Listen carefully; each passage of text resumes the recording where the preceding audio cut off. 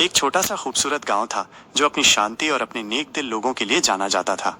हर सुबह जब सूरज अपनी सुनहरी किरणें बिखेरता तो पूरा गांव एक नई ऊर्जा और उत्साह से भर उठता था। एक दिन गांव के कुछ बच्चे, जिनमें राजू नाम का एक जिज्ञासु और साहसी लड़का भी शामिल था, जंगल की ओर निकल पड़े। राजू का मन था कि वो इस नए दिन की अनोखी और छिपी हुई खूबसूरती को अपनी आंखों से देखे। जंगल में घुसते ही पेड़ों की हरियाली, फूलों की मनमोहक खुशबू और पक्षियों का मधुर कलरव उसके मन को असीम शांति दे रहा था। राजू कदम कदम पर प्रकृति के इन अद्भुत नज़ारों का आनंद ले रहा था।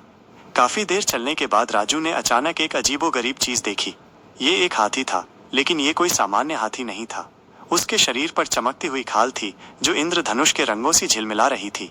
और सबसे हैरान करने वाली बात यह थी कि उसके पैर सामान्य हाथी जैसे नहीं बल्कि पंजे थे। वो हाथी खुशी से उछल कूद कर रहा था और उसकी हर एक छलांग के साथ उसके शरीर से और भी चमकदार रोशनी निकल रही थी। राजू ये दृश्य देखकर बिल्कुल हैरान रह गया। उसे अपनी आंखों पर विश्वास ही नहीं हो रहा था। हिम्मत जुटाकर राजू ने धीरे से पूछा, तुम कौन हो? हाथी ने एक प्यारी मुस्कान के साथ जवाब दिया, मैं एक जादुई हाथी हूँ। मेरे ये पंजे मुझे अद्भुत और अनोखी शक्तियाँ देते हैं। उसकी आवाज में एक ऐसा जादू था जो सीधे राजू के दिल में उतर गया।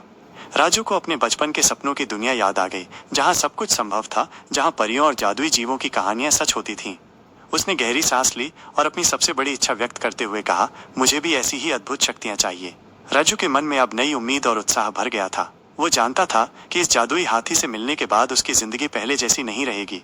ये एक नए सफर की शुरुआत थी, एक ऐसे सफर की जहाँ सपने हकीकत में बदल सकते थे। राजू अब जीवन के अनजाने रहस्यों को खोजने के लिए पूरी तरह से तैयार था।